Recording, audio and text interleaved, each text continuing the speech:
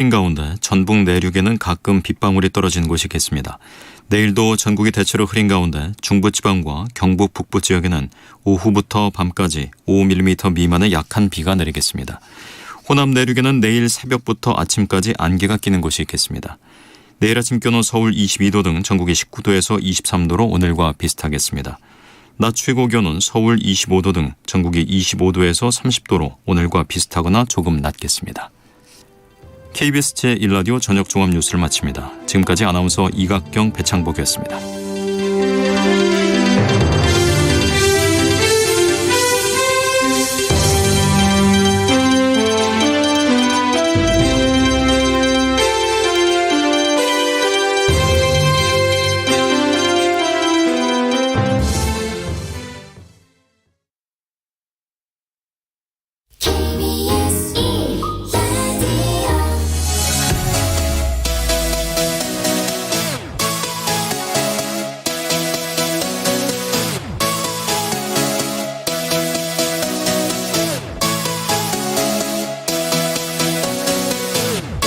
KBS 열린 토론.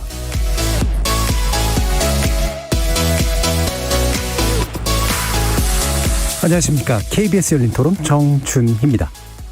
직장이 확보되거나 고정적인 수입이 들어오면 그거에 대한 심리적인 안정감이 있을 텐데 그런 것도 없이 막연히 700만 원 갖고 독립한다면 그거에 대해서 오는 심리적 불안감이 있지 않을까. 번져진 느낌일 것 같아요. 일반 고등학생처럼 생각하면서 나오면 어디서 일해야 되는지 어떻게 일해야 되는지도 모르고 하니까 다 본인이 책임을 져야 되니까 차근차근 알려주면은 생활할 수 있겠는데 그냥 갑자기 700 딱 주고 가 이러면은 못할 것 같아요. 사회적인 약제에 대한 장치는 많은 것 같은데 제가 생각해도 해도 부족할 것 같아요. 그래도 이제 하나씩 해나가는 게 중요할 것 같고 조금씩 후원을 하는데 많이 도와주고 싶어요. 금전적인 원인들이 자립할 수 있도록. 그리고 외롭잖아. 교육을 잘 시켜야지 서로. 그런 걸 잘해주는 나라가 선진국이지. 사실 저도 그렇고 보통 많이 관심을 가질까 싶은 부분이 있어요. 그러니까 더 알려지지 않고 공감대가 형성되는 그런 계기가 된다면 좋을 것 같고 많은 고민이 필요할 것 같아요.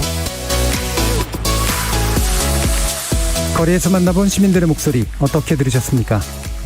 오늘 토론 주제는 18 어른 자립준비청년 지원제도 이대로 좋은가입니다.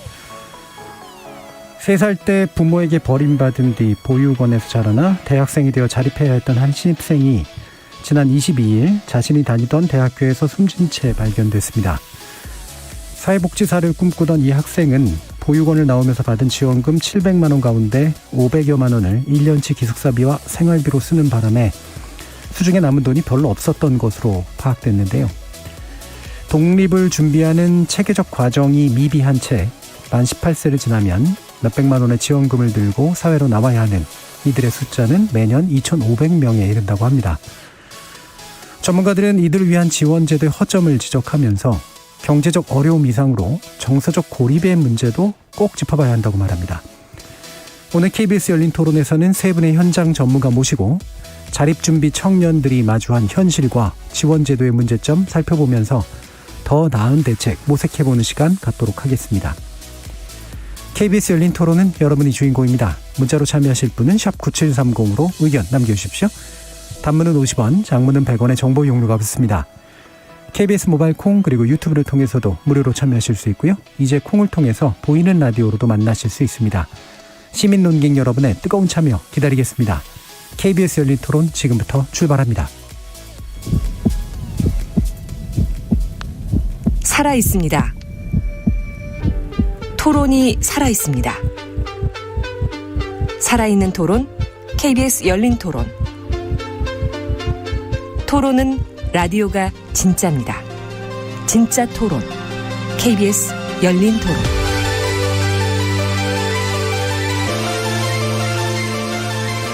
오늘 토론 함께해 주실 세 분 소개해드립니다. 먼저 사회적 기업 브라더스키퍼의 김성민 대표 나오셨습니다. 네, 반갑습니다. 그리고 손자영 아름다운 재단 캠페이너 함께하셨습니다. 네, 안녕하세요. 손자영입니다. 그리고 정익중 이화여대 사회복지학과 교수 자리해 주셨습니다. 네, 안녕하십니까. 본격적인 논의에 앞서서 활동하시는 부 영역에 대한 간단한 소개도 한번 들어보면 좋을 것 같은데요. 일단 브라더스키퍼 예, 영어입니다만 대충 짐작이 가는 내용이긴 합니다. 어떤 부분인지 좀 소개해 주실 수 있을까요? 네, 먼저 저희의 경력을 말씀드리면 저는 3살에 보육원에 입소를 했고요. 네, 17년간 보육원에서 생활했고 저희 브라더스 키퍼는 이렇게 아동 양육 시설을 퇴소한 자립준비 청년에게 안정적인 일자리와 또 자립에 필요한 다양한 프로그램을 제공하기 위해서 설립된 사회적 기업입니다. 예, 뭔가 이제 보육원이나 보육시설의 경험을 가지고 있는 분들을 돕고 또한 자조하는, 서로 돕는 이제 그런 사회적 기업으로 소개를 해주셨네요. 자, 그러면 손자영 캠페이너님이 아름다운 재단에서 인식 개선, 관련된 인식 개선 프로젝트를 운영 중이시라고 들었습니다. 관련된 내용도 좀 알려주시죠. 저는 이제 자립준비 청년에 대한 차별과 편견에 대해서 좀 목소리를 내고 있는 활동을 하고 있는데요. 네.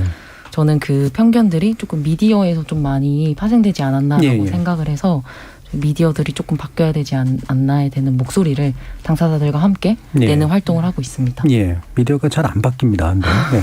그래서 어려우실 텐데 제 전공이 이 영역이라. 근데 이따가 아마 그 내용도 좀 더 자세히 말씀 주실 부분인 것 같고요. 상당히 중요한 영역이죠. 자, 그리고 정익준 교수님은 저희 열린 토론의 단골 손님이시기도 합니다만 초대해 주셔서 감사합니다. 이 내용도 되게 중요해서요. 이게 네네. 과연 이제 이른바 예전에는 보호종료 아동이라고 불렀다고 들었는데 네네. 자립준비 청년이라는 개념, 이게 어떻게 제도적으로 규정되어 있는지 좀 말씀 주시죠. 네. 부모가 빈곤, 수감, 학대 등의 이유로 본인이 직접 양육하기 어려울 때 저희가 국가에서 이제 보호를 하는데 네. 그런 보호가 시설에서 그리고 그룹홈에서 가정위탁에서 이제 진행이 됩니다. 그런데 이제 만 18세가 되면 그런 보호가 종료가 되거든요. 그래서 이제 보호 종료 아동이라는 표현을 썼는데 18세 종료되는 아이들도 있지만 여러 가지 이유로 그 장애가 있다거나 아니면 그 학교를 다닌다거나 그런 경우에는 보호가 연장되는 경우들도 있었습니다. 근데 작년에 법이 개정되면서 25세까지 네. 본인이 원하는 경우 그 시설에 있을 수 있도록 이렇게 했기 때문에 지금은 만 18세만 퇴소한다 이렇게 얘기할 수는 없고 한 네. 25세까지도 보호 종료 아동이라는 이름으로 하기는 이제 나이가 많기 때문에 그렇죠. 그러니까 보호종료 아동이라고 이제 얘기하기는 더 이상 어려운 거죠. 그래서 명칭을 또 보호종료 아동이라는 말이 와닿지도 않고요. 그래서 이제 자립 준비하는 청년이다. 예, 그래서 예. 자립 준비 청년으로 명칭을 약간 변경한 것으로 이렇게 알고 있습니다. 제도적 변화도 또 취지도 어느 정도 그 자립준비 청년이라는 개념 속에 좀 더 잘 담길 것 같다라는 생각이 드는데요. 실제로 김 대표님은 아까도 말씀드렸던 것처럼 본인 스스로 그런 경험을 가지고 계시잖아요. 또 손 캠페이너께서도 이제 유사한 경험이 있으신 것으로 알고 있는데 이번 사망 사건을 맞이하는 그런 기분이 남다르실 수밖에 없을 것 같아요. 예, 어떠셨어요? 굉장히 안타깝고 슬프고 먹먹한 마음들이 우선 네. 들죠. 하지만 사실 이런 이야기들이 저에게는 사실 특별한 일들은 아닙니다. 네네. 코로나 이전에는 1년에 2-3명, 많게는 5명까지 자살을 시도하거나 삶을 포기하는 친구들, 포기하기를 시도한 친구들의 소식이 들렸는데 최근에는 일주일에 1-2명 정도는 거의 네. 정기적으로 이런 소식들을 듣는 것 같아요.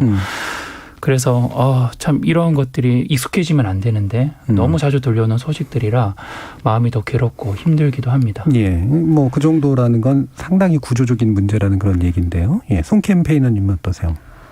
저도 자립준비 청년 당사자로서 예.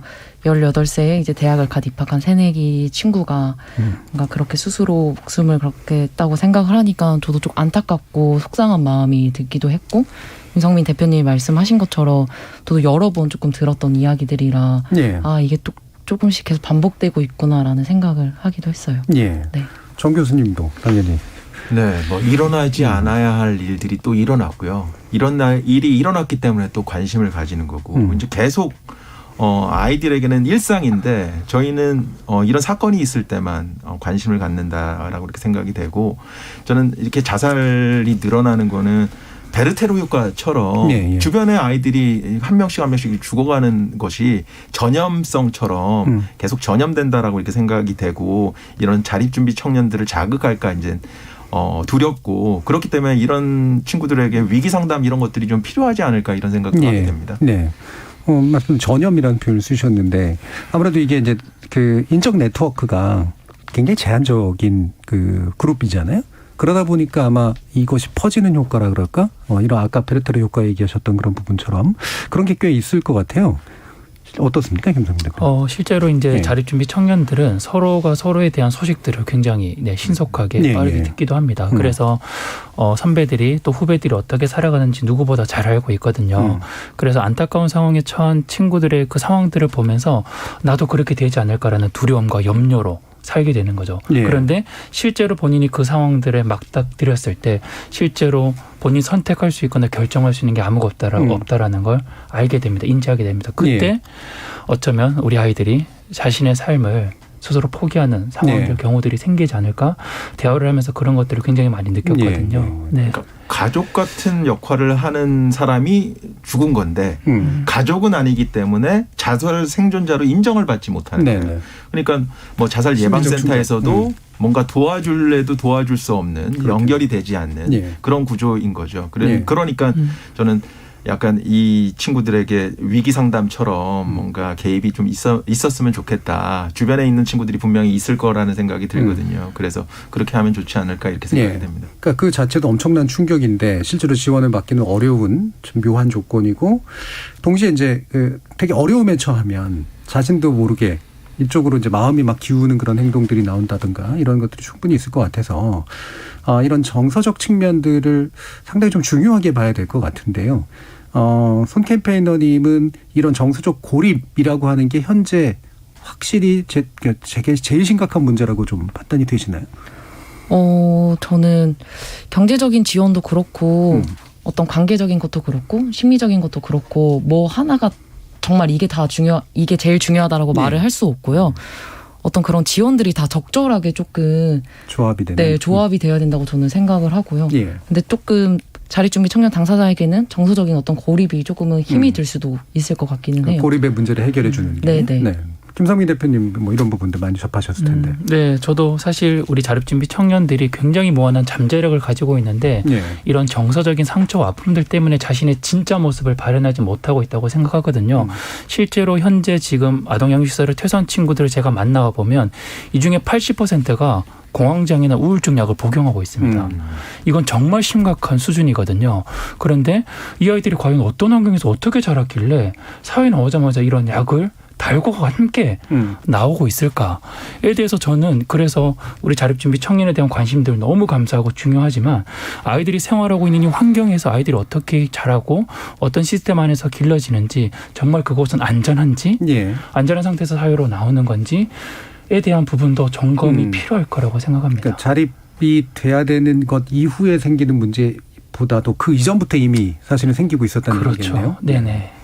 뭐 생활시설에서 이제 생활하는 아이들 같은 경우에는 보통 아이들보다 지금 현재 그 정신과 약을 복용하는 비율이 굉장히 높습니다. 네네. 그러니까 그 이유가 도대체 무엇인지에 대한 파악이 있어야지 되는데 물론 부모로부터 분리되는 게 굉장히 큰 충격이긴 하죠. 그런 충격 이외에도 굉장히 다양한 심리정서적 지원들이 그 안에서 이루어지지 않고 계속 뭐 곪기 때문에 아마 이런 일들이 이제 벌어지는 게 아닌가 이렇게 생각이 되고 그러면 저는 시설에 있는 동안은 국가의 관리를 받고 있기 때문에 뭔가 계속 좋아져야지 되는데 좋아지지 않고 나와서도 또 약을 먹어야 되고 이런 거는 있는 동안에 제대로 된 치료나 뭐 관리가 되지 않은 게 아닌가 이런 생각도 하게 됩니다. 예. 경험에 비춰봤을 때 손 캠페이너님 어떠세요? 그러니까 그 안에서의 심리적 그런 그 어려움 같은 것도 있으셨을 것 같고 나올 땐 더 막막했을 것 같고. 네, 아무래도 보육원 생활이라는 게 개인의 어떤 공간이었고 단체로 조금 예. 생활을 하다 보니까 심리 정서적으로 조금 어려움도 있었던 거는 네, 저도 동의를 하고요. 근데 저는 보육원을 퇴소하고 나왔을 때 그 막막함도 예. 굉장히 컸었던 것 같아요. 갑자기 낯설게 환경이 바뀌고 많은 친구들과 살다가 이제 혼자 자립을 잘 해나가야 되니까 내가 과연 잘 할 수 있을까? 내가 잘 자립을 해나갈 수 있을까에 대한 그런 걱정도 굉장히 저는 컸었던 것 같거든요. 예. 네. 스스로 이제 내가 강해져야 된다라고 이제 마음을 이제 다잡는 그런 경험들을 가지셨다고 들었는데. 네네. 그것만으로 사실 되겠습니까? 예. 근데 뭔가 잘 살아야겠다는 그런 의지를 계속 스스로 다졌었던 것 같아요. 예. 그 이유 중에 하나가 뭔가 제가 만났던 어른들 중에 저를 약간 좀 챙겨주시는 어른분들도 있었고 그런 경험들이 조금 쌓이다 보니까 아 내가 자립을 해나가는 데 있어서 조금 더 힘을 내도 되겠구나. 조금 더 강해져서 뭔가 자립을 잘 해내야 되겠다라는 생각을 좀 많이 했었던 것 같아요. 네. 그러면서 조금 그 어려웠던 시기를 어떻게 좀 잘 견디면서 보냈었던 것 같습니다. 그래도 잘 견디시고 넘기신 건데. 네. 그러니까 손 캠페이너님처럼 뭔가 이렇게 의지할 수 있는 누군가가 있다면 예. 제가 보기엔 별 문제가 아닐 수도 있는 것 같아요. 근데 이제 보통의 아이들 같은 경우는 이제 부모가 그런 역할들을 많이 하고, 근데 이제 우리 보호 종료 그리고 이제 자립 준비 청년 같은 경우에는 그런 단 한 사람도 없는 경우들이 많이 있어서 네. 제가 보기에는 그러니까 친구도 필요하지만 뭔가 상의할 상대도 굉장히 필요한 거거든요. 그러니까 그런 상대가 없는 경우들이 많이 있어서 그러니까 그런 분들을 어떻게 뭐 공식적으로 뭐 비공식적으로 이렇게 만들어줄 수 있는 노력들이 굉장히 필요하고 지금은 이제 비공식적으로 있는 거죠. 공식적으로 만들려는 노력들이 좀 필요하지 않을까 이런 생각이 듭니다. 그러니까 제도적으로는 예를 들면 뭐 좀 이따 경제적 지원 관련된 얘기는 하겠습니다만 경제적으로 뭐 약간의 지원들은 진행된다고 하더라도 제도상으로 예를 들면 누군가 이렇게 약간 일종의 가디언을 이제 붙여준다거나 뭔가 제도적으로 보장해준다 이것이 지금 현재로서는 없다는 얘기잖아요. 그렇죠. 이후에 제가 말씀드리기도 할 거지만 그래서 사회적 가족 제도라는 걸 꼭 도입해서 아이들이 사회에 나왔을 때 이제 모든 것들을 스스로 선택하고 결정하고 그리고 책임까지 져야 되잖아요. 네. 그때 아이들 스스로가 그런 결정과 선택들을 해야 되다 보니까 이 시기에 범죄나 사기 사건에 굉장히 많이 빠지게 됩니다. 그렇겠죠. 그때 조언해 줄 수 있는 어른들, 아이들이 선택과 결정을 할 때 함께 이야기를 나눠줄 수 있는 또 마음을 나눠줄 수 있는 아이들의 생각들을 들어줄 수 있는 사람이 곁에 있다면 그런 위험들을 좀 더 예방할 수 있지 않을까 생각이 들어요. 예. 그리고 그게 이제 그냥 개인 한 사람이 아니라 한 가정이었으면 좋겠다는 거죠. 그렇겠죠. 그래서 아이가 간접적으로 그 가정을 경험하기도 하고요. 그리고 가정의 구성원들에 대해서 부부와의 관계, 부모와 자녀의 관계를 느껴볼 수 있잖아요. 그리고 내가 앞으로 만들어갈 가정에 대해서도 기대해 볼 수 있겠다는 거죠. 예. 자, 그 부분 아마 뒤에서 좀 더 얘기해 주실 수 있을 것 같고요. 일단은 제도적으로 그래도 일부 좀 준비가 되어 있는 경제적 지원, 이 부분도 사실 부족할 것 같긴 한데, 아까 제가 이제 700만 원이라고 이제 얘기를 했습니다만, 이게, 그 지자체나 이제 이런 데에 따라서 지원금의 규모도 좀 다르다고 이제 들었고요. 그게 아마 예산도 달라서 생기는 문제이긴 할 텐데, 대략적으로 어떻게 구성되어 있는지 정희준 교수님께서 좀 설명해 주시겠어요? 네, 이렇게 자립정착금이라고 해서 그러니까 퇴소하는 시점에 이제 제공하는 이제 돈이 있는데 그게 이제 보건복지부의 이제 그 권고 기준으로는 500만 원입니다. 근데 다행히 지금은 이제 500만 원 이상인 지자체들이 많아지고 있어요. 근데 지자체마다 다르다는 게 또 문제죠. 다 필요한 비용은 비슷할 수도 있고 뭐 지역에 따라 조금씩 다를 수 있는데 그 지역의 생활 물가를 반영한 게 아니라 그 지자체의 사정을 반영한 거라서 지자체 예산 여력이 예산의 사정을 반영한 거라서 그런 부분들이 이제 제일 문제고 그러니까 최대로는 뭐 1,500만 원까지 지금 지원을 하고 있습니다. 500만 원에서 1,500만 원 사이에서 이제 지원하고 있기 때문에 어디서 자랐는지가 너무 큰 좌우를 하게 되는 게 이제 또 문제이고 디딤시아 통장이라고 해서 어렸을 때부터 조금씩 적립해서 자산을 형성해가는 과정을 경험하기도 합니다. 그래서 그런 후원금하고 본인이 저금한 거 이런 걸 모아게 한 뭐 또 일부 금액이 되고요. 그리고 퇴소하는 시점에 자립수당이라는 걸 받습니다. 그러니까 30만 원씩 뭐 이게 아마 5년까지 늘 거라고 이렇게 얘기하는데 지금은 3년 정도. 그러니까 퇴소하는 직후 시점은 제가 보기에는 가장 풍성한 시점인 것 같아요. 오히려. 근데 그 돈이 그러니까 갑자기 돈이 많아지는 거거든요. 아이들이 시설에서 생활할 때는 용돈으로 3만 원, 5만 원 뭐 이 정도를 받다가 엄청나게 많은 목돈을 만지게 되는 거예요. 그러면 두 가지 가능성인데 하나는 탕진이고 하나는 사기입니다.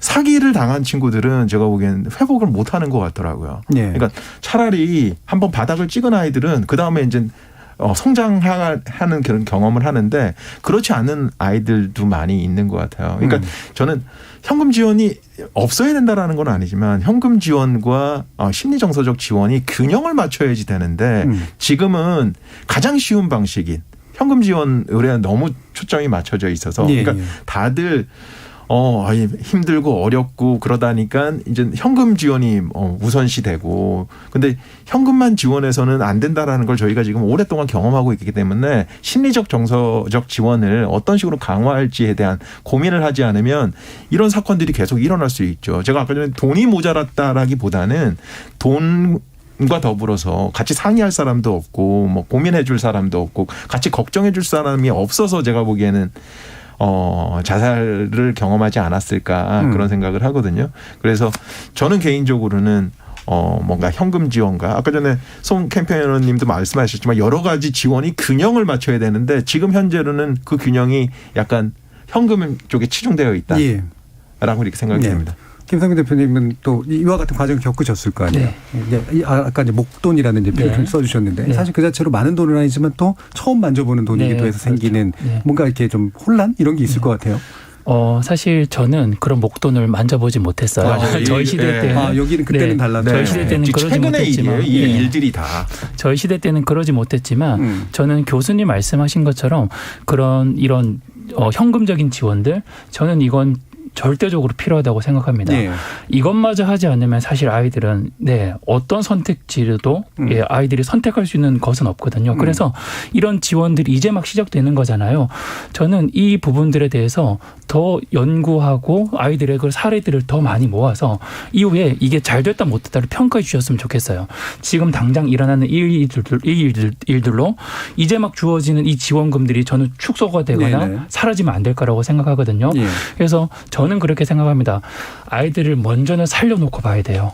이후에 이제 아이들이 어떻게 자라갈지 고민하면 되거든요. 그런데 이런 지원금조차 없다면 아이들은 스스로 삶을 포기할 수밖에 없는 상황까지 그건 정말 나락으로 떨어질 수밖에 없습니다. 그래서 너무 중요한 건 사실 그래서 아동양육 시설 안에 있을 때 이 자금들을 어떻게 사용할지 좀 더 좋은 교육들 또 좀 더 체계적인 그런 시스템 안에서 아이들이 그렇게 이 돈을 이렇게 써야 되고 저렇게 써야 되는구나라는 것들을 계획하고 나온다면 너무 좋겠죠.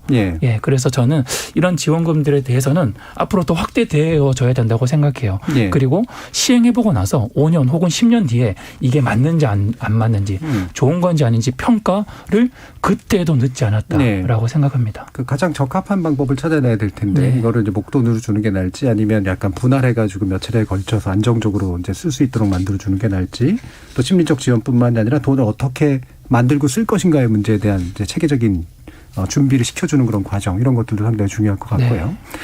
근데 이제 지금 이번 사건이 있었던 학생도 이제 대학생이었고. 대학을 이제 진학을 하게 되면 지금 제도가 좀 달라지고 있다고 하셨습니다만 그래도 대학 진학하는 동안은 뭐 시설에 머무를 수 있거나 그게 그나마라도 이제 당장 사회로 나가서 막 바로 파도에 부딪히는 것보다는 상대적으로 낫다고 하던데 근데 실제로 진학률은 10% 정도뿐이 안 그친다고 해요. 그 이유가 뭔가요? 손자연 캠페이너님? 아무래도 보육원에 있을 때 특성화 고등학교로 진학을 하는 경우가 많아요. 친구들이 아무래도 내가 뭘 하고 싶은지 내가 좋아하는 게 뭔지 나의 꿈이 뭔지에 대한 그런 것들이 없으니까 그냥 직업학교. 그냥 빨리 이제 경제적인 자립을 먼저 생각을 하다 보니까 이제 특성화고를 진학을 해서 취업을 하는 경우가 여전히 조금 높은 비율로 나오고 있고요. 그래서 조금 낫지 않은가라고 생각을 합니다. 아무래도 뭐 대학을 가야겠다라는 마음도 상대적으로 좀 적을 테고. 그렇죠. 뭐 그냥 무조건 그냥 직업학교로 가게 되는 그런 분위기도 좀 많을 테고. 저 같은 경우도 먼저 취업을 하고 후에 대학을 진학을 했는데요. 제가 취업을 결정한 이유가 뭔가 경제적인 자립을 빨리 해야 자립을 한다는 생각 때문에 성급하게 나는 취업을 해야겠다라고 생각을 했었거든요. 그래서 아마 대부분의 친구들도 취업을 하면 경제적인 자립이 조금 우선 획득이 되니까 취업을 하는 경우가 좀 있지 않을까 싶어요. 그러니까 대학 진학률 정보도 저희가 연락되는 아이들만 지금 정보가 있는 거예요. 지금 제일 문제인 게 보호 종료 해서 이 자립준비 청년의 상황을 정확히 아는 사람이 없습니다. 그러니까 현황에 대한 파악이 지금 연락되는 사람들을 중심으로 되어 있는 게 지금 현실이고요. 그래서 어떻게 보면 이 연락되는 아이들 이외에 뭐 연락되지 않지만 굉장히 훌륭하게 건강하게 성장하는 아이들도 있겠죠. 어떤 아이들은 사회적 고립으로 그런 연락조차도 받지 못하는 아이들도 있는 거예요. 그러니까 이 정보가 모두에 해당하는 정보는 아닐 수 있다라는 사실을 그래서 이제 정확한 현실을 파악해야지 구체적인 정책이 나오기 때문에 이 현황 파악 이런 게 너무너무 중요한데 이 아동복지법 내에 실태조사를 3년에 한 번씩 하도록 되어 있어요. 근데 그런데도 불구하고 연락 안 되는 아이들이 40% 정도 되거든요. 아직도. 그러니까 이 아이들이 도대체 뭘 하고 있는지를 파악하는 게 너무너무 중요하지 않을까 이런 생각이 들어요. 예. 그래서 이게 통계치를 정확하게 이제 다 믿을 수도 없는 이제 그런 상태이긴 한데 뭐 진학률 10%도 실제로 10%인지 그다음에 보면 실제 이제 100명 가운데 5명 5% 정도가 사회구선으로 정착한다라고 하는데 이것도 이제 사실은 정확한 숫자인지도 잘 모르긴 하겠어요. 네. 어떻습니까? 사실 이거는 제가 항상 하는 얘기예요. 제가 만나는 100명 아이들이 있다면 만약에 제가 100명의 친구들을 만난다면 그중에 5명 정도만 정말 자신의 삶을 예. 바로 살아갈 수 있는 환경과 형편을 갖추고 있어요. 그래서 제가 많은 분들이 왜 자립준비 청년과 관련해서 왜 나쁜 이야기만 계속 언론에 이야기하냐. 아니요, 저는 그런 적이 없거든요. 예, 예. 하지만 우리가 좋은 이야기를 해야 될 때가 있고 그렇지 않은 문제를 제기해야 될 때도 있다고 생각해요. 네, 네. 오히려 좋은 이야기를 했을 때는 모른 척 무관심할 때가 훨씬 많았습니다. 하지만 이런 안타까운 현실들을 이야기했을 때 정부나 국회가 이제 스스로의 역할들을 했었거든요. 그래서 실제로 우리 아이들이 그렇습니다. 우리 선자연 캠페인에도 너무 잘 알겠지만 저희는 이제 선배나 동료들이나 후배들이 어떻게 살아가는지 네. 누구보다 잘 알고 있거든요. 그렇군요. 이건 절대 감출 수가 없어요. 네. 말씀하신 것처럼 정말 보건복지부에서 계속해서 발표하는 그 통계 자료들이 정확하지 않다라는 건 항상 알고 있고요. 실제로 저는 찾아가기도 했었습니다. 담당자를. 예. 그랬더니 그분이 사과를 하시더라고요. 이게 현실과 맞지 않다라는 것에 예. 대해서. 실제로 저희가 지금 만나고 있는 청년들, 저희 동료들이죠. 어쩌면 저희들에게는 가족이죠. 네. 예, 그 가족들이 정말 힘들고 어려운 상황 가운데 살고 있다라는 거. 네. 결국 이런 제도적인 어떤 대책을 마련하기 위해서는 정말 실태가 어떤지를 명확하게 아는 게 아마 급선무일 것 같은데 여기서 잠깐 더불어민주당 강선 의원 전화 연결해서요. 이 관련 지원제도의 문제점 그리고 국회 차원의 대책에 대한 이야기를 좀 한번 나눠볼까 합니다. 강선 의원님 안녕하세요. 네, 안녕하세요. 반갑습니다. 강선우입니다. 네, 지금 이제 그 자립준비 청년 지원안을 담은 아동복지법 3건이 지난해 국회 본회의를 통과해서 이제 일정한 제도 개선이 이루어진 것 같긴 합니다. 네, 네. 예, 강 의원님께서 이제 대표 발의하신 법안이라고 들었습니다. 네, 관련된 맞습니다. 내용 좀 소개해 주시죠. 이 문제 처음 들여다봤을 때만 해도 그때는 보호종료 아동은 만 18세가 되면은 이 아이가 자립 능력이 있는지 없는지 관계없이 그냥 세상에 툭 떨어뜨려지는 그런 상황이었거든요. 그래서 요거를 최소한 요거에 대해서 조금 손을 봐보자 해가지고 제가 아동복지법 개정안을 발의하게 됐고요. 그리고 그중 3건이 국회 본회의를 통과를 했습니다. 네. 주요 내용을 설명을 드리자면은 아동 본인의 의사에 따라서 이 최대 보호 기간을 만 18세로 돼 있었잖아요. 네. 그러면 만 18세에서 24세까지 상향하는 그런 법적 근거를 마련을 했고요. 그게 한 가지고 그리고 두 번째로는 자립준비 청년에 대해서 이 실태조사를 내실화해야 된다라는 규정을 만들었습니다. 앞서도 말씀하셨지만 정확한 현실을 알아야지 이게 지원도 할 수 있고 예상 규모도 파악할 수 있고 또 편성도 할 수 있는 거 아니겠습니까? 근데 지금까지는 이 실태조사를 물론 해오긴 해왔으나 그럼 이게 현실을 충분히 반영하고 있는 실태조사냐 전혀 그렇지 않았었거든요. 네. 그래서 요거를 내실화할 수 있는 그런 규정을 만들었고요. 그리고 또 아이들이 시설 퇴소 이후에 이제 뭐 목돈이라면 목돈이라고 할 수 있는 몇백만 원 들고 세상에 내던져지는 거 아닙니까? 그러면 이 자립을 좀 뒷받침을 해보자. 이렇게 고개 돌려가지고 어디를 찾아가야 될지도 모르고 누구한테 얘기를 해야 될지도 모를 때 그래도 전화를 해볼 수 있고 찾아가 볼 수 있는 곳 한 곳은 좀 만들어보자라고 해서 자립지원 전담기관 설치를 할 수 있는 그 근거도 마련을 했습니다. 예. 자, 이렇게 이제 주도하셔서 이제 좋은 제도적 변화를 어쨌든 만들어내신 셈인데 이런 조건에서 이제 최근 이제 문제가 됐던 대학생 사망 사건을 접하시니까 여러 가지 좀 생각이 드셨을 것 같아요.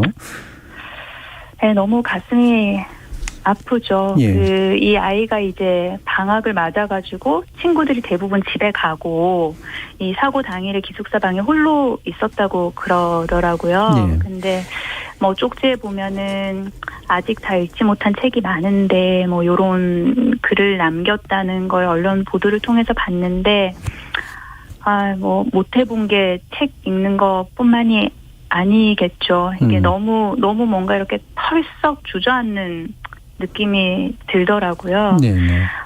작년 정보 발표를 살펴보면은 이 자립준비 청년들은 일반 청년들보다 자살을 이렇게 생각을 해보는 비율이 3배 이상 높은 걸로 나타났거든요.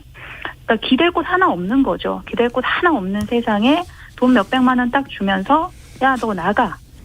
그러면 어떻게든 버티고 이리도 굴러보고 저리도 굴러보고 홀로 서야 되잖아요. 네. 그러니까 그 상황의 버거움, 무게 이런 걸 생각을 해보면 저는 이번 사건 또한 명백한 사회적 참사라고 생각을 하고요. 그리고 조금 더 말씀을 드리자면 탁상행정의 결과가 아닌가 그런 생각이 듭니다. 예, 탁상행정이라는 표현을 써주셨는데, 그러니까 이게 지금 제도를 좀 바꿔놓은 것들이 아직은 이제 정착돼가지고 뭔가 효과를 발휘하기는 이제 좀 전일 텐데요. 네. 예, 기존에 있는 행정적인 부분들이 상당히 좀 문제가 많았다 이렇게 판단하시나 봐요? 맞습니다. 맞습니다.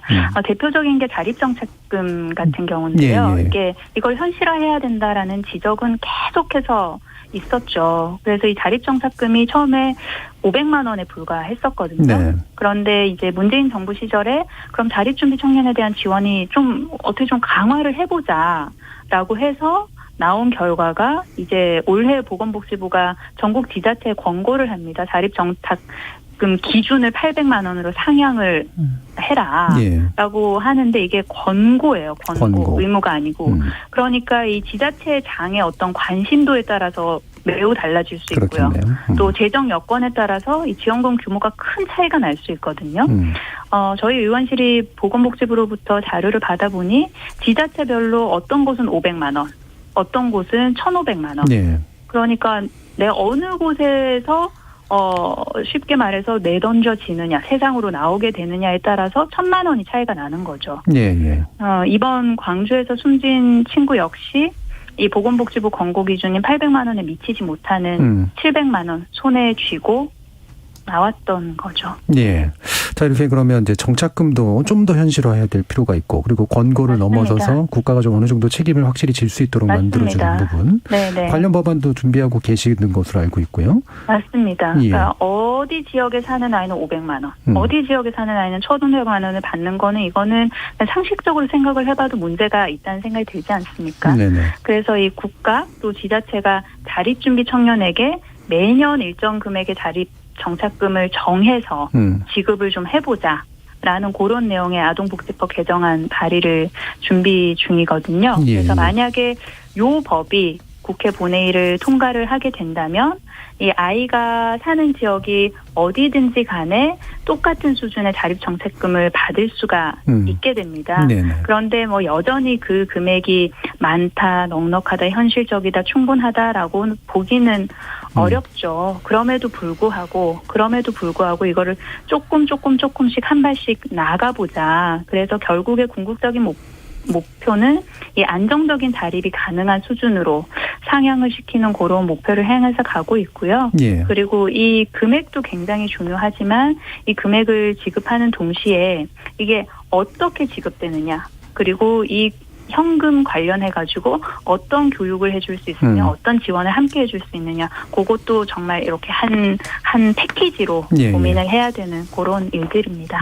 저희가 이렇게 여기서 패널 분들과 논의했던 이야기들을 다 이렇게 의원님께서 다 이미 인지하고 계시고 뭔가 준비를 해주시고 있는 것 같아서 상당히 좀 다행이다는 생각이 좀 드는데요.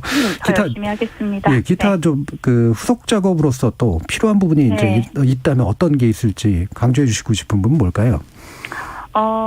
요거 이외에 저희가 또 이후에 조금 관심 있게 보고 있는 부분이 의료비거든요. 그래서 이 보호가 종료돼서 취업을 준비하는, 내지는 이제 뭐 취업고 선상에 조금 그 문턱에 있는 그런 자립준비 청년들 같은 경우에는 의료급여 사각지대에 놓일 수 있는 경우가 굉장히 많습니다. 그러면은 그 틈새를 어떻게 메워줄까 고민을 하다가 이와 관련해서는 긴급의료비 지원 제도 이런 거 강화를 할 수 있는 근거를 만드는 걸 좀 살펴볼 계획이고요. 그리고 또 아동 시설에서 생활하는 아동의 경우에는 이 복지부가 아니라 지자체에서 아동 용돈을 지급하는 사업을 진행을 하고 있기는 해요. 근데 문제는 아까도 말씀드렸다시피 지역별로 차이가 발생을 하거든요. 그리고 지역별 차이뿐만이 아니라 이 지급되는 용돈이 얼마냐 살펴보면은 대개 초등학생의 경우는 한 월에 15,000원, 예. 중학생은 월에 25,000원, 고등학생은 월에 한 3만 원. 그러니까 이 말도 안 되게 적은 편이죠. 그래서 요 용돈의 상향, 그리고 이 용돈을 주면서 또 어떻게 이렇게 경제 교육과 함께 갈 것인가. 그래서 용돈 지원 외에도 아동에게 여러 가지 지원책이 또 있기는 하지만 이 전반적으로 아이들이 또 학교에서 생활을 할 때 경제적 어려움이 없는지, 또 있다면은 이 학교 내에서 겪는 이런 경제적 어려움에 대해서 어떻게 좀 개선을 할 수 있는지, 그런 거 한 3가지를 중점적으로 앞으로는 살펴볼 예정입니다. 알겠습니다. 자, 강선우 의원께서 워낙 또 이 부분에 대해서 지속적으로 관심을 가져주시고 또 실질적인 변화도 이끌어내고 계시니까요. 국회에서 더 많은 노력과 관심 부탁드리겠습니다. 오늘 감사합니다. 네, 그렇게 하겠습니다. 고맙습니다. 예, 더불어민주당 강선우 의원과 말씀 나눠봤습니다. 자, 이렇게 국회에서의 이야기들을 좀 해봤는데요. 아까 좀 논의하려다가 이제 말했습니다만 사실 이제 정착하는 과정이 굉장히 어렵고 그중에 실제로 정착의 율도 굉장히 떨어지는데 대부분이 기초생활수급자의 정도에서 이렇게 그거에 의존해야 되는 그런 상태에 있다고 하더라고요. 정 교수님 그런 부분에 대해서 좀 말씀 좀 주시겠어요? 그러니까 뭐 워낙 생활비가 모자라기 때문에 저는 뭐 기초생활수급이라고 해서 나쁘다고 생각하지는 않습니다. 네.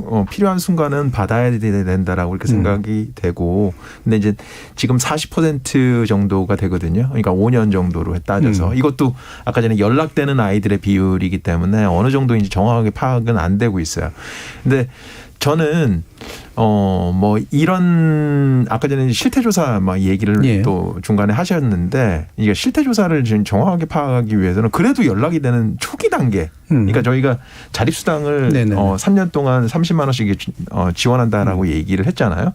그 30만 원 지원할 때 그냥 돈만 지원하는 게 아니라 아이들에게 어떤 상황과 조건인지를 물어보는 것만 해도 제가 보기에는 충분한 정보를 또 확인할 수 있을 거라는 생각이 들거든요. 정책과 정책 간의 연결도 많이 안 되어 있어요. 그래서 지금 저희가 국민기초생활보장 수급을 받는 사람과 지금 이 자립정착금을 이제 하는 것과 이것도 보건복지부 내에서 부처가 다르거든요. 그러니까 이런 저희가 이제 지원하는 것들이 제가 보기엔 약간 파편화되어 있기 때문에 그 파편화된 지원들을 어떻게 이제 종합할 거냐. 그래서 이제 자립지원 전담기관이라는 것도 만들어진 것 같아요. 근데 그게 있는 인력이 한 4-5명이에요. 뭘 하겠습니까? 그러니까 이게 사람이 하는 일이기 때문에 뭔가 제가 아까 전에 말씀드렸던 것처럼 현금 지원 되게 중요하죠. 근데 저희는 현금 지원에 너무 초점이 맞춰져 있다는 게 제가 문제 제기예요. 현금 지원을 없애라는 뜻이 아니라 현금 지원과 더불어서 이거를 아주 효과적으로 효율적으로 활용할 수 있도록 하기 위한 뭐 멘토들이 지원한다든지 심리정서적으로 지원한다든지 이런 것들이 이제 필요한데 그런 부분들은 너무 부족한 상황이기 때문에 저희가 이 한 사람이 어떤 내용을 어떻게 받고 있는지를 좀 명확하게 파악하고, 그리고 어떤 부분들이 부족한지를 이제 하나씩 얘기할 수 있는 구조를 갖추는, 그래서 뭐 뒤쪽에도 얘기가 나오겠지만 개별 뭐 지원 를 할 수 있는 그런 분들을 이렇게 한 명씩 이렇게 붙여줄 수 있는, 그러니까 한 사람이 1대1로 하라는 얘기가 아니라 한 사람이 한 적어도 30명만 관리해도 제가 보기엔 별 문제는 아니거든요. 지금 100명 관리합니다. 100명이나 200명 관리해요. 제가 보기엔 관리 안 되는 거죠. 뭐 이런 상황이라서 뭐 돌아가면 하여튼간 다른 이 방송을 듣고 계신 분들은 아마 걱정하실 것 같아요. 뭐 40%나 국민 기초생활 수급을 받고 있어. 근데 걱정하지 마시고 이 친구들이 어떻게 보면 자립하기 전까지 이런 지원까지도 받아야지 성장할 수 있는 거거든요. 그래서 그걸 너무 걱정하실 필요는 없다. 이렇게 얘기를 드리고 싶습니다. 그러니까 항상 국민 기초생활 수급을 이렇게 많이 받는다 이렇게 보도도 되고 그러더라고요. 근데 저는 이거를 그런 식으로 바라보면 안 된다라고 말씀을 드리고 싶습니다. 그 기초생활 수급자로 남아 있는 게 이게 마치 자립에 실패한 거거나 아니면 그런 뭔가 건 아닙니다. 심각한 자립을 문제로 준비하는 단계라고 생각이 됩니다. 그렇게 볼 수는 없다. 따라 지원받을 거는 다 제대로 좀 받는데 대신 이게 정책 간의 연결성도 좀 높이고 일정한 좀 잘 갖춰진 패키지 형태로 이제 뭔가 관리되는 것이 필요하다라는 지적 주셨는데요. 다른 두 분께서도 아까 강 의원님 말씀 주신 그런 내용까지 포함해서 어떤 정책적인 부분들을 좀 짚어주실 수 있을까? 손 캠페인 말씀도 좀 부탁드릴까요? 이제 퇴소 연도가 예. 늘었잖아요. 만 24세로 늘어서 제 주변의 당사자 친구는 그런 말을 하더라고요. 이제 뭔가 조금은 좀 안정적인 안정망이 생긴 것 같다라는 얘기를 했어요. 왜냐하면 24세, 25세 정도에 퇴소를 하면 보호 종료 5년 이내에 지원 제도로 활용할 수 있는 게 많아서 내가 뭔가 아까 교수님 말씀하신 것처럼 뭔가 조금 성장할 수 있는 기회도 있고 내가 조금 실패해도 다시 일어날 수 있는 그런 기회가 생기는 거기 때문에 그 부분이 저는 솔직히 반갑기는 했어요. 반갑기도 했고 이러한 지원 제도가 조금 바뀐 것들이 국가나 이런 많은 사람들의 관심이 있어서 바뀐 거라 저는 조금 반가운 마음도 들기도 하지만 또 저 또한 자립준비 청년 당사자로서 저는 보육원에 나온 지 7년이 됐지만 여전히 자립을 해 나가고 있거든요. 완벽하지 않아요. 아직도. 그렇죠. 누군가에게 도움을 받아야 될 때는 받아야 되고 자원을 활용할 때는 활용을 해야 돼서 여전히 이들을 위한 지원이 필요하다라고 이야기를 하고 싶습니다. 네, 사실 뭐 딱 어느 선에서 자른다라고 하는 것도 참 불명료한 부분이 좀 있긴 있는데요. 김성민 대표님도 좀 말씀해 주시죠. 네, 저도 이 만 18세에서 24세로 연장하는 것에 대해서 처음에는 반대를 했어요. 네. 왜냐하면 24세로 그냥 무작정 연장을 해서 아이들이 오히려 이 시간, 이 4년, 5년이라는 시간을 또 버리는 시간이 되지 않을까라는 염려들을 많이 했는데 최근에는 사실 이렇게 늘려나간 상황들이 아이들에게는 안정감을 줄 수도 있고요. 그리고 이 18세에서 24세로 연장된 이 사이 안에서 실제로 기업에서는 보호 연장된 아동들이 그래도 거주나 이런 것들이 명확하잖아요. 그래서 그 아이들을 고용하거나 아니면 인턴십의 기회를 줄 수 있는 그런 환경과 형편들을 만들어 볼 수 있는 또 시도해 볼 수 있는 것들이 많이 생기더라고요. 정부에서도 마찬가지로 이렇게 24세까지 연장을 시켰으니 이후에 이제 아이들이 그런 보호가 연장이 되었을 때 어떤 정책 또 어떤 지원 어떤 교육들이 이루어져야 될까에 대한 고민들을 할 수 있을 거라고 생각이 되고 교수님 말씀하신 그 수급자 있잖아요. 지금 우리 아이들이 이 수급을 신청한 아이들은요. 너무너무 건강한 아이들입니다. 예, 그건 맞아요. 수급을 신청하지 못할 정도의 상황인 아이들이 훨씬 많습니다. 그래서 이 방송을 듣는 우리 청취자분들이 아이들이 그런 수급을 받는다고 해서 우리의 국고가 손실된다고 생각하지 말아주셨으면 좋겠어요. 그 아이들이 나중에는요, 이 우리나라를 이끌어가는 정말 멋진 올바른 사회 구성원으로 잘 자랄 거라고 저는 확신합니다. 뭐 그거는 당연히 써야 되는 복지 예산이기 때문에 사실 그 부분에 대해서 뭐 아까워하실 분들은 없을 것 같고 다만 그게 이제 마치 실패해진 것처럼 받아들여지지 않는 그건 아니라는 거를 다시 한번 이제 얘기를 드리고 싶습니다. 예, 알겠습니다. 자, 그럼 청취자 문자들도 좀 들어와 있어서요. 한번 들어보고 가죠. 정의진 문자 캐스터. 네, 지금까지 여러분이 보내주신 문자들 소개합니다. 6632님, 가정불화로 시설 여러 군데를 전전했다는 이야기에 마음이 아프네요. 무관심 탓에 꿈 많은 청년의 미래가 사라진 것 같아 정말 안타깝습니다. 청년들이 사회에서 자립할 수 있는 구체적인 방법들이 모색돼야 될 것 같습니다. 4222님, 25세로 연장되었다고 해도 처음 사회에 나오게 되면 두렵고 힘들 수밖에 없겠죠. 체계적이고 꾸준한 지원과 관리가 필요해 보입니다. 9889님, 가족이 있어도 방황하는 나이인데 가족이 없다면 얼마나 더 힘들까요? 서주연님, 대학 진학률이 10%에 불구하고 80% 정도가 정신과 약을 복용한다는 사실 처음 알았습니다. 저뿐만 아니라 우리 사회가 너무 무관심했네요. 김진희님, 경제적인 지원 당연히 필요하지만 자립 준비 기간의 경제관념에 대한 학습이 더 중요합니다. 돈이 주어졌을 때 그 돈을 어떻게 관리하고 써야 하는지에 대한 교육이 선행돼야 하고 지속적인 관리도 병행되었으면 합니다. 라고 보내주셨네요. 네, KBS 열린 토론. 이 시간은 영상으로도 생중계하고 있습니다. 유튜브에 들어가셔서 KBS 일라디오 또는 KBS 열린 토론을 검색하시면 지금 바로 토론하는 모습 보실 수 있습니다.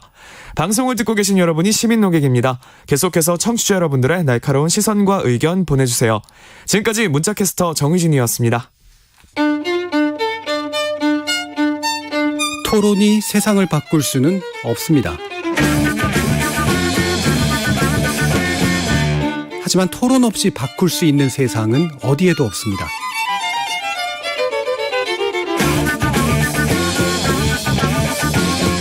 세상의 선한 변화를 갈망하는 당신. 정답이 아니라 질문의 힘을 믿는 당신.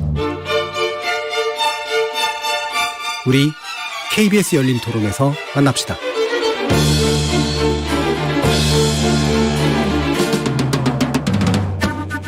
KBS 열린 토론 2부 자립준비 청년 지원제도의 문제를 짚고 있는데요. 손자영 아름다운재단 캠페이너, 정익중 이화여대 사회복지학과 교수, 사회적 기업 브라더스키퍼의 김성민 대표 이렇게 세 분과 함께하고 있습니다.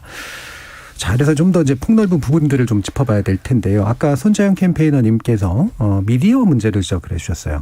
그러니까 저기 인식이 굉장히 좀 왜곡돼 있다. 그리고 그로 인해 생기는 심각한 문제가 있다라고 느끼시기 때문인 것 같은데요. 관련된 내용 좀 말씀 주시죠.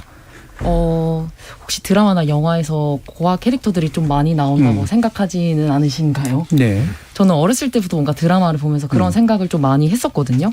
그리고 뭔가 제가 보육원에서 자란다는 것을 되게 부끄러워하는 아이였어요. 근데 지금 생각해보면 뭔가 그런 것들이 저 또한 스스로 뭔가 편견이 조금 있었던 것 같아요. 네. 그게 조금 학습된 거라고 이야기를 할 수 있을 것 같고, 그리고 아까 말씀하신 것처럼 아이들이 되게 많이 숨어 있는다고 이야기를 했는데, 저는 아이들이 숨어 있는 이유 중에 하나가 내가 보육원 출신이라는 거, 이야기하는 거에 대한 두려움, 내가 고아라는 것을 쉽게 이야기할 수 없잖아요. 근데 그거는 아직도 사회의 시선이나 그런 편견들이 조금은 좋지 않은 시선이 있다고 생각을 하고 있고요. 그래서 제가 드라마나 영화 웹툰에 있는 고아 캐릭터를 다 조사를 했고요. 그리고 그런 고아 캐릭터에서 조금 반복되는 그런 패턴들을 발견을 했어요. 근데 거의 다 조금 부정적으로 좀 많이 나와서 저희 당사자 친구들을 좀 모아서 만약에 우리가 작가라면 어떻게 바꾸고 싶을까? 이런 이야기를 모아서 미디어 생산자나 제작자들 그리고 대중들에게 조금 목소리가 닿는 그런 활동을 하고 있습니다. 예. 그러면 좀 더 들어가서 얘기를 해보면, 그러니까 그 드라마라는 게 이제 원래 현실을 일부 반영하는 요소도 있고, 또 의도적으로 과장하는 요소 또는 무지해서 과장하는 요소도 있잖아요. 사실은 반영을 해도 그 자체로 나가는 것도 사실 좀 문제가 있을 수 있는데 편견이나 선입견을 만들어내니까 어떤 부분이 좀 확실히 좀 문제다라고 좀 보시는 거예요? 조금 예를 들면은 조금 고아나 보육원 혹은 입양아라는 그런 키워드가 이야기 서사적인 어떤 설득으로 굉장히 많이 쓰여요. 그 사람이 범죄자나 뭐 사이코패스나 나쁜 역할로 나왔는데 뭔가 화면으로 보여주거든요. 보육원 출신이라든지 이 아이의 어린 시절을 다시 조명을 해봤을 때 어린 시절은 서사적으로 설득을 해버리면은 대중으로 시청자들이나 대중이 설득될 수도 있다고 저는 생각을 하거든요. 그래서 그런 것들을 조금 이야기할 수 있을 것 같아요. 네, 되게 자동적인 인과관계 문제로 이제 만들어버리는 그런 부분들이 굉장히 크다. 김 대표님도 이런 부분 좀 많이 느끼시나요? 그렇죠. 저희 이제 자립준비 청년들이 굉장히 두려워하는 건 고아, 보육원 이런 단어들이 들리는 것. 사실 그런 이야기들이 들릴 때마다 움찔움찔 하게 되죠. 그런 상태로 그런 심리 상태로 아이들이 사용을 하고 있는데 사실 이건 아이들의 잘못이 아니거든요. 아이들이 살아온 환경에서 그랬었어요. 학교에서 놀림을 당하기도 하고 선생님으로부터 차별 대우를 당하기도 하고요. 이런 상처 아픔들을 누군가로부터 이해받고 사랑받고 존중받았다면 아마 이 상처들이 회복이 되었을 텐데 사실 아이들이 자라온 환경 속에서는 그게 가능하진 않았거든요. 그러니까 그 상태로 아이들은 사회에 나오는 거예요. 그러니까 아이들이 잘 살아가길 바라는 게 욕심인 거죠. 그런 안타까운 현실들이 여전히 지금도 제가 퇴소한 18년 이전이나 지금이나 너무나 똑같이 이루어지고 있는 현실입니다. 제 학생이 좀 이런 것과 관련해 자기 공개 경험이라고 얘기하는데 자기를 공개하는 게 굉장히 자연스러운 행위잖아요. 그렇죠. 뭐 어떻게 보면 관계를 맺는 데서 굉장히 중요한 자기 공개를 해야지 그 관계가 발전하기도 하고. 근데 아이들은 이 자기 공개를 어떻게 생각하고 있냐면 매일 심사대에 올라가는 느낌이다. 이런 표현을 썼어요. 어떤 반응이 나올지가 너무 걱정이 된다. 매번 힘들다. 뭐 이런 얘기를 한다라는 것 자체가 이게 왜 아이들이 책임입니까? 이 아이들을 바라보는 사회의 시선이 편견적이고 차별적인 시선이 많기 때문에 아이들이 굉장히 힘들어한다라고 이렇게 생각이 되거든요. 그러니까 아이들을 바꿔야 되는 게 아니라 우리가 바뀌어야지 되는 게 맞지 않을까 이렇게 생각이 됩니다. 사실은 아마 이제 스스로도 이제 그 자신을 바라보는 시각에 의해서 규정된 면이 있을 테고 스스로도 편견이나 선입견을 스스로 가질 테고요. 동시에 이제 드러내지 않아서 차라리 숨기는 게 낫더라. 라고 그런 경험을 그 전에도 하는 거예요. 맞아요.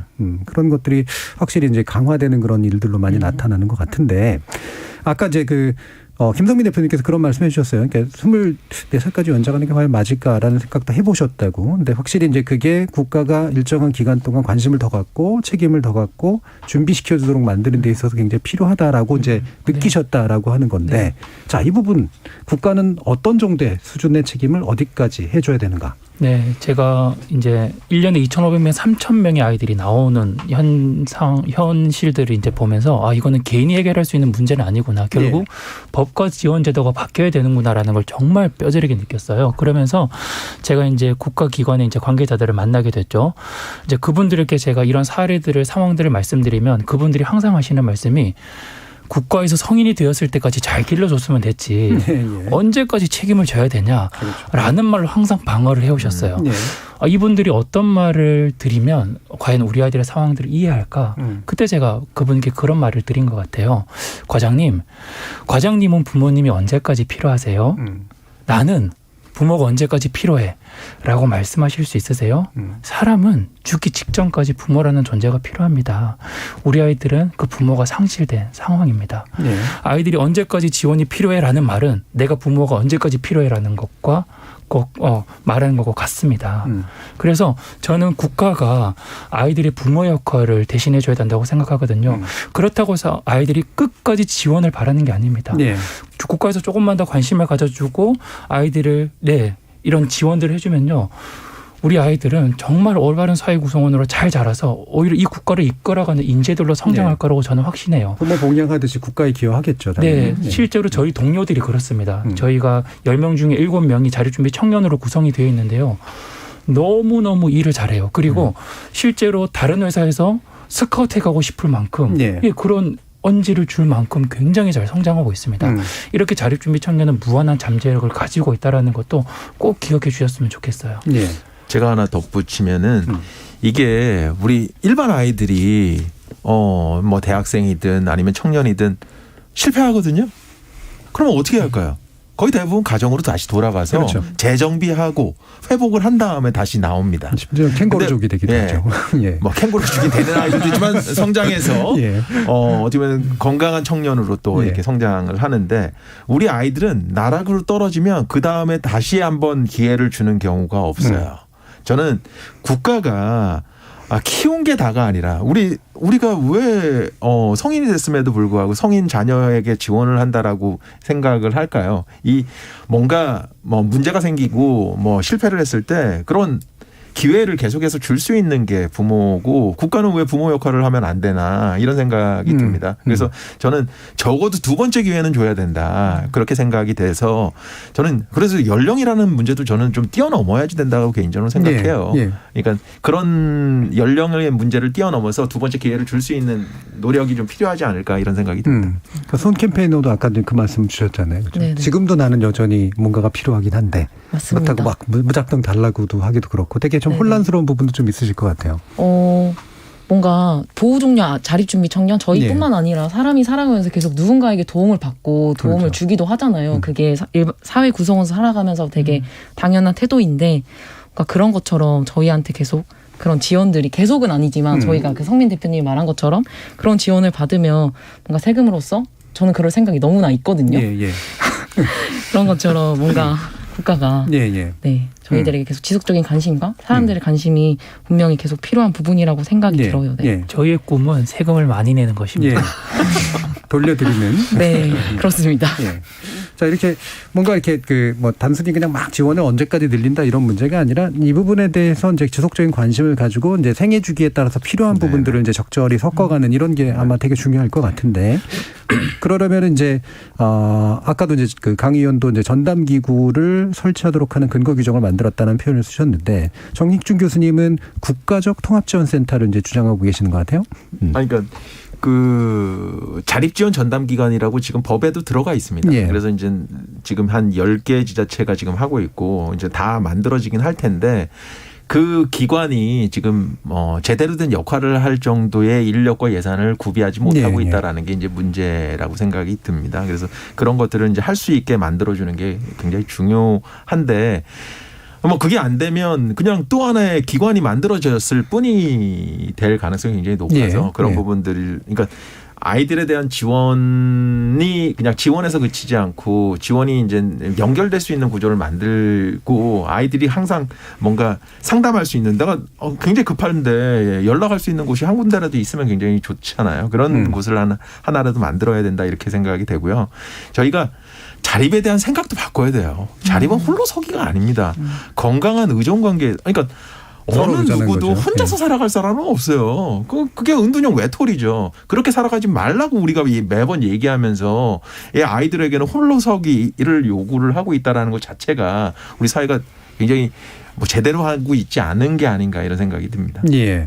그러면 이제 이렇게 구체적인 이제 제도적인 대안들 가운데서도 보면 그 해외 사례도 많이 좀 얘기가 되는데 개인당 상담사 지정 등 기타의 어떤 참조할 만한 제도들이 좀 있을까? 교수님께 좀 여쭤봐야겠네요. 그러니까 영국에서는 이렇게 여러 가지 이제 저희가 이제 해야 될 이건 퇴소하고 난 다음에 해야 될 것들이 굉장히 많이 있거든요. 누구랑 같이 살아야 되는지, 어떤 일을 하고 살아야 되는지, 운동은 어떻게 하고, 돈 관리는 어떻게 하고, 이런 임대료는 또 어떻게 내고 이런 모든 사안들이 본인 혼자서도 알 수 있지만 한 번도 안 해봤기 때문에 네. 상의를 하고 싶거든요. 그런 상의할 만한 대상을 적어도 한 명을 이렇게 지정해주는 거를 퍼스널 어드바이저라고 해갖고 개별 상담사 아니면 개별 지원자 이런 표현을 쓰거든요. 저는 그런 분을 만드는 게 굉장히 중요하지 않을까 이렇게 생각이 되는데 우리도 자립지원 전담 요원이라는 사람이 있습니다. 근데 그 사람이 담당하는 아이들 숫자가 100명. 200명 이런 숫자이기 때문에 제가 보기엔 제대로 된 역할을 하지 못하고 있습니다. 그러니까 공무원을 줄이겠다 이렇게 얘기를 하시지만 중요한 역할을 하는 사람들은 충분히 늘려야지 되는 게 맞고 이런 아이들이 이제 건강하게 이제 성장하기 위해서는 그렇게 뭔가 상담할 수 있는 그리고 상담할 수 있는 사람이 매번 바뀌면 안 되잖아요. 네. 계속 오랫동안 얘기할 수 있는 분이어야 되기 때문에 적정한 지원, 적정한 처우 이런 것들도 굉장히 중요하지 않을까 이렇게 생각을 봅니다. 네, 손 캠페이너님 아까 보면 이제 비공식적이나마 뭔가 그래도 좀 이렇게 도움을 얻을 수 있는 어른들 그래도 좀 다행히 있었다라는 말씀을 주셨는데 이게 좀 더 제도적으로 하게 되면 저는 개인적으로 약간 우려가 되는 건 이게 관료적으로 문제가 해결되는 방식도 있을 수 있을 것 같아서 어떤 사항이 좀 이렇게 괜찮을 것 같으세요? 저는 자립준비 청년 당사자끼리의 지지체계, 커뮤니티도 굉장히 중요하다고 생각을 하거든요. 단순히 저희 보호종료 아동과 그리고 먼저 나간 선배들과의 그런 지지체계 커뮤니티가 굉장히 많이 만들어져야 되고요. 근데 그런 것들을 국가에서 다 할 수 없으면 민간의 영역이나 사회적 기업 영역에서도 충분히 그런 프로그램을 만들어서 아이들이 어느 지역에 가든 어떤 커뮤니티에 쉽게 들어갈 수 있도록 하는 그런 장치도 필요할 거라고 생각을 합니다. 이게 김성빈 대표님 지금 하고 있으신 일이기도 해요. 네네. 실제로 우리 친구들이 선후배 관계를 통해서 사실 선배는 후배들에게 위로를 얻게 되고요. 자존감이 회복이 됩니다. 왜냐하면 아이들이 이제 선배를 바라보는 눈빛이 다르거든요. 멋지게 잘 살아가는 선배들을 보면 선배들도 마찬가지로 아이들의 그 눈빛을 통해서 굉장히 정서적으로 많은 회복들을 합니다. 그리고 자신이 어떻게 살아가야 될지 자신의 삶을 발견하고 찾아가거든요. 그리고 후배들 또한 선배의 그런 모습을 통해서 나도 저렇게 살아야겠구나 용기와 희망을 얻게 되는 거죠. 그래서 이 둘의 관계는요. 서로가 서로에게 굉장히 정말 친밀한 관계일 뿐만 아니라 서로를 성장시키는 관계가 돼요. 저도 이런 많은 모임들을 하고 있고 그래서 지속적으로 아이들을 만날 수 있는 자립 캠프나 자립 프로그램들을 지속적으로 운영하지만 다행히 올해 있는 저희 아동권리보장원에서 그런 좋은 기회들을 주셔서 더 많은 아이들을 만났었는데요. 실제로 아이들이 자립 캠프에 교육자들이 우리 자립준비 청년들로 구성되어 있다 보니까 몰입도가 굉장히 깊습니다. 그리고 뿐만 아니라 그런 자립 캠프를 통해서 나도 저렇게 멋진 선배들, 나도 저렇게 멋진 사람이 될 수 있구나라는 기대와 희망을 품게 되는 거죠. 그러면서 자신의 삶을 다시 한번 돌아보고 자신이 한 걸음 더 나아갈 수 있는 용기를 얻게 되는 거죠. 아까 이제 김 대표님께 사회적 가족 제도라는 말씀을 쓰셨잖아요. 이걸 이제 어느 정도까지 공식화시킬 수 있느냐의 문제는 좀 고민을 해봐야 되긴 하겠습니다만 필요성은 충분히 인정이 되죠. 그러니까 가족이 어떻게 구성이 되고 어떤 가정들이 존재하고 어떻게 연결되고 나도 어떤 가정을 구성할까를 생각해 볼 수 있게 만들어주는 그런 어떤 연결고리일 텐데 구체적으로 좀 생각하시는 부분들 좀 있습니까? 네. 저희가 오늘 자립준비 청년에 대해서 이야기를 하고 있는데요. 실제로 자립준비 청년들이 문제를 겪고 있는 건 보호아동일 때 그런 지지체계가 정확하고 명확하지 않았다는 거예요. 그래서 이 보육원 아동양육시설은 저는 최후의 보루가 되었으면 좋겠습니다. 그러니까 부모의 이혼이나 학대 등으로 부득이하게 이제 아동양육시설에 가야 되는 아이들이 최선의 선택지가 보육원이 아니라 저는 가정이었으면 좋겠거든요. 예. 그렇다면 아이들이 이제 선택할 수 있는 가정은 사실 특별히 뭔가 있는 게 아니라 가정과 유사한 환경에서 자랄 수 있도록 한 가정 위탁 제도가 있어요. 예. 그것들이 활성화되면 좋겠다라고 생각하고 지금까지 위탁 가정은 이제 잠시만 맡아주는 그런 형태죠. 그렇죠, 예. 맞습니다. 네. 그거를 좀 더 그걸 확대했으면 확대해서. 좋겠고 그래서 많은 분들이 이런 제도들을 알아서 많이 신청해 주셨으면 좋겠어요. 예. 그리고 아직까지 보호가 필요한 아동이 가정위탁 보호 비율이 30% 정도밖에 예. 되지 않고 있습니다. 그래서 학대 피해 아동이나 영아나 장애 아동 등에게 가정위탁 제도가 더욱더 필요한 상황인 거죠.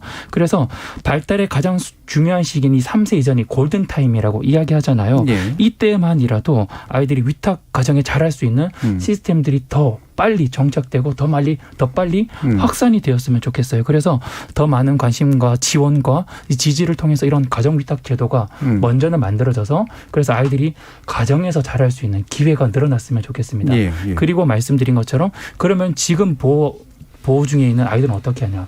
이후에 이제 아이들이 자립 준비 청년이 되었을 때 사회적 가족 제도를 통해서 예. 아이들이 누군가가 나를 지지해주고 있고 응원해주고 있고 격려해주고 있다라는 것들을 느낄 수 있다면 예. 아이들이 그래도 조금 더 지금보다는 조금 더 용기 내어 세상을 살아갈 수 있지 않을까 생각 들어요. 저의 경험을 비춰봐서도요. 제가 이렇게 스스로 저의 삶을 살아간 게 아니거든요. 정말 많은 분들이 저에게 어머니가 되어주셨고 아버지가 되어주셨어요. 돌아보니 누구보다 제가 가족이 많았던 사람이더라고요. 예. 아이들에게 그런 존재가 필요하다는 거죠. 그런 존재가 허락이 되어야 되는데 모든 친구들에게 허락된 삶이 아니니까 그걸 정책적으로 만들어 달라는 거예요. 그래서 한 가정이 한 아이를 맡아서 잘 케어해주고 잘 격려해주고 그래서 아이가 잘 성장할 수 있도록 도와주는 그런 역할을 해주었으면 좋겠다라고 생각합니다. 예. 이게 좀 약간 어려운 말로 하면 이제 탈시설의 흐름 속에 아마 있는 걸 텐데 이 부분은 전공자로서 또 아마 생각이 많으실 것 같아요. 네, 너무 하고 싶은 방향인데 실제로 이제 이거는 정책적인 노력도 굉장히 중요하지만 일반 국민의 참여가 굉장히 중요하거든요. 그렇겠죠. 위탁 가정이 일반 국민들이 하는 거거든요. 네. 일반 국민들이 이제 참여를 해주셔야 되는데 위탁이란 말도 어렵고요. 이것에 대해서 모르는 분들이 훨씬 더 많으세요. 아마 오늘 토론을 듣고 계시는 분들도 모르는 분들이 더 많을 거라는 생각이 듭니다. 이게 굉장히 짧은 기간을 돌봐주실 수도 있고 굉장히 긴 기간을 돌봐주실 수도 있어요. 예. 그러니까 저희가 지금 요 안에서 좀 빠진 게 원가정을 도대체 어떻게 회복시킬 거냐 요 내용들이 이제 빠져 있는 거예요. 그렇군요. 왜 지금은 돌보기 어렵기 때문에 지금 국가가 돌보고 있지만 원가정도 어떻게 회복시킬 거냐에 대한 고민들도 동시에 이루어져야 되는 게 맞거든요. 그러니까 저희가 해야 될 일이 너무 많은 거예요. 그러니까 가정위탁을 그러니까 위탁 가정을 발굴하는 것도 굉장히 중요하고 원가정을 회복하는 걸 굉장히 중요하고 근데 거의 대부분이 국가에서는 지원하는 건 아이들에 대한 지원에 대해서는 인색하지 않아요. 예. 근데 원가정의 회복에 대한 지원은 이건 네 탓이잖아. 이렇게 해서 이 원가정이 회복되지 못하도록 하니까 끝까지 돌아가지 못하는 거예요. 그래서 저는 원가정이 회복될 수 있게 그러니까 아이들을 돌보고 있는 동안 국가가 돌보고 있는 동안 원가정을 어떻게 회복시킬지에 대한 고민들도 동시에 이루어지지 않으면 이 아이들이 계속해서 시설이나 이런 가정의 보호에 있을 수밖에 없다. 이런 생각이 들고요. 근데 이제 회복될 수 있는 부모가 있는가 하면 전혀 관계를 끊어야 되는 부모들도 있어요. 그렇죠. 아, 예. 그러니까 그런 것들을 그러니까 지원을 해봐야지 그런 걸 알아요. 그러니까 원가족에 대한 지원이 아이들에 대한 지원과 동시에 이게 2세대 접근이라고 했는데 이 두 가지가 동시에 이루어져야지 문제가 조금이라도 해결되지 않을까 이런 생각을 하게 됩니다. 예. 그럼 손자연 캠페이너님께 자 지금 청년들 또 관련된 청년들이 그러니까 어떻게 해야 될지 몰라서 사실은 겪게 되는 어려움이 굉장히 많을 것 같아서 뭐 예를 들면 김성민 대표님이 같은 그런 조직과 함께 하고 이러면 좋을 텐데 어떻게 좀 이 문제를 좀 해결해 가봐라라고 뭔가를 소개시켜 주실 그런 것들이 좀 있을까요? 1차적으로 일단 본인이 자랐던 시설의 자립정단요원에게 연락을 하는 것도 좋을 것 같고요. 예. 그리고 지역마다 이제 자립지원센터들이 생기고 있어서 거기에 연락하는 것도 괜찮고요. 그리고 커뮤니티들에 연락을 하는 것도 괜찮아요. 예를 들어 보호종료 아동 커뮤니티들이 점점 더 많이 만들어지고 있거든요. 그런 곳에 연락을 해도 되고요. 그리고 네이버 18어른 카페가 저희가 지금 만들어져 있어요. 그래서 거기서 살면서 조금 그런 고민들이나 어려운 지점들을 조금 익명으로 남길 수가 있거든요. 내가 어려운 지점을 어떻게 해결해야 되는지, 기초생활수급자가 내가 이런 상황인데 유지가 되는 상황인지, 이런 다양한 어려움들이 올라와요. 네. 그래서 그런 비슷한 고민들을 같이 해결할 수 있으니까 네, 어려운 친구들은 네, 들어오시면 될 것 같습니다. 그러니까 예. 아름다운 재단 얘기를 예. 하셔서 저도 네. 지금 삼성과 사회복지 공동모금에서 하고 있는 희망디딤돌 센터도 네. 굉장히 예, 예. 또 의미 있게 활동하고 있거든요. 지자체에 있고 어떻게 보면 중요한 역할들을 하고 있기 때문에 그게도 어떻게 보면 일시적으로 이 생활할 수도 있고요. 2년 동안 장기적으로 생활할 수 있기 때문에 그런 부분들도 좀 연락도 해보시고 찾아보시면, 그러니까 찾아볼 수 있는 힘이 없는 아이들 때문에 저희가 이제 문제인 거죠. 네, 찾아볼 그렇죠. 수 있는 친구들에게는 정보가 많고 접근할 수 있는 것들이 굉장히 많이 있습니다. 그래서 이 찾아볼 수도 없는 아이들을 저희가 어떻게 발굴할지도 굉장히 많은 네. 고민이 필요하지 않을까 이렇게 생각이 네. 됩니다. 찾아갈 필요도 있고 또 찾아오게 할 필요도 있고 네. 다 같이 필요할 텐데. 김 대표님. 아이들의 문제를 이야기할 때요. 저는 선행되어 동일하게 함께 이야기되어야 되는 것들이 있다고 생각해요. 예. 뭐냐면 가정에서는 부모 역할이 가장 중요하잖아요. 시설에서 그 부모 역할을 하는 게 바로 선생님입니다. 네. 그러니까 저는 그렇게 생각하거든요. 나쁜 아이는 없습니다. 좋은 부모가 있을 뿐이거든요. 그러면 아동 양육 시설에서 선생님이 어떤 심리 상태로 또 아이들을 어떻게 양육하고 이제 돌아가야 될 때라고 생각합니다. 알겠습니다. 실제로 지금 법상 한 명당 7명의 아이를 네. 양육하게 돼 있어요. 사실 한 사람을 1대1로 길러내기도 정말 어려운데, 그리고 시설은 실제로 경계선 지능장애 아이의 비율이 50% 이상입니다. 그러니까 정말 그 친구들은 1대1 맨투맨으로 사실 부양하기 아이들을 길러내기도 정말 어려운 거죠. 그런데 이분들에게 이 7명의 아이를 맡기는 것. 네. 그리고 사실 이분들은 이제 막 대학을 졸업해서 자녀를 한 번도 낳아보지 않은 분들일 수도 있단 말이에요. 그러니까 이분들에 대한 심리 정서적인 부분뿐만 아니라 부모 교육도 함께 네. 선행돼야 되고, 정책적으로 아이들의 수를 선생님 한 사람이 담당하고 있는 아이들의 수를 계속해서 줄여나가는 것. 그래서 아이들이 이 선생님으로부터 정말 적절하고 좋은 서비스를 받을 수 있도록 이런 제도 개선들이 끊임없이 저는 추진되고 이루어져야 네. 된다고 생각합니다. 지금 이윤수님은 사회종착금 겨우 몇백만 원 정말 너무하고 어이없습니다. 이제 선진국 한국이라고 미디어가 떠들어대는 수사가 참 부끄럽네요. 정쟁에 골마하고 있는 정치인들 특히 부끄러운 줄 알아야 됩니다라는 말씀 주셨고요.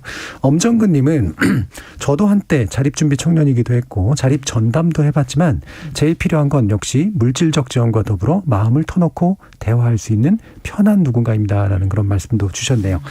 오늘 많은 분들이 또 여러 가지 의견도 주셨는데요. 이제 마무리 발언으로 지금까지 얘기하신 가운데 어떤 당부사항을 또는 국가나 청취자들께 해주시면 좋을지 한 30, 40초 정도 좀 짧게 좀 들어보도록 하겠습니다.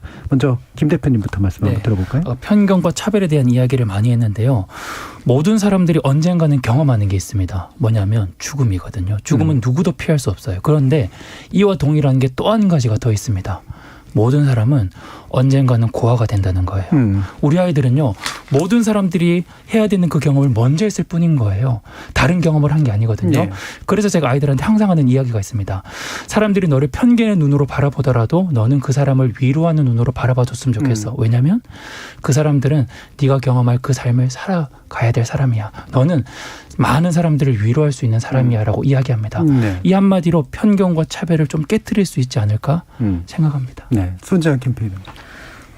저도 김성민 대표님과 비슷하게 자립준비 청년 당사자들이 정말 다양하게 삶을 살아가거든요. 모두가 다 못 사는 것도 아니고 모두가 다 힘들게 살아가는 것도 아니고 각자가 그 자리에서 굉장히 최선을 다해서 살아가고 있어요. 그래서 뭔가 그렇게 미디어를 만드시는 분들 미디어를 만드시는 분들과 그리고 사람들의 시선이 네, 좀 더 관심을 가져야 되고 그런 차별과 편견의 시선이 조금 걷어져서 있는 그 자체로 조금 청년들을 바라봐줬으면 하는 바람입니다. 네, 정익준 교수님. 네, 자립이 퇴소 이후에 시작되는 것이 아닙니다. 그러니까 퇴소 이전부터 철저하게 이제 자립 준비 교육을 할 수 있도록 그런 시스템을 만드는 게 굉장히 중요할 것 같고요. 우리가 변해야지 아이들을 변하게 할 생각을 하기보다는 우리가 먼저 변해야 된다. 우리가 편견과 낙인의 시선에서 벗어날 필요가 있다. 이렇게 생각이 됩니다. 네. 자, KBS 열린 토론 자립 청년에 대해서 오늘 한번 말씀 나눠봤는데요. 오늘 토론 함께해 주신 세 분, 정익중 이화여대 사회복지학과 교수, 사회적 기업 브라더스 키퍼의 김성민 대표, 그리고 손자영 아름다운 재단 캠페이너 세 분 모두 수고하셨습니다. 감사합니다.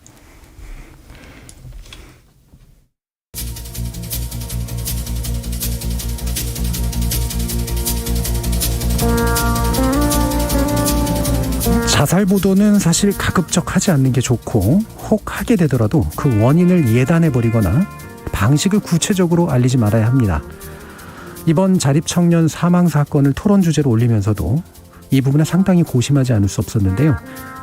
하지만 우리가 미처 신경 쓰지 못한 곳에서 누군가의 불행이 계속되고 있다는 사실 자체를 환기시키는 게 훨씬 더 중요한 문제일 거라고 판단했습니다. 우리 사회가 보육하고 자립시켜줘야 할 가장 취약한 곳에 아이들에 대한 관심과 책임은 늦추지 않아야 되기 때문이죠. 참여해주신 시민 논객 여러분 감사합니다. 지금까지 KBS 열린 토론 정준이었습니다.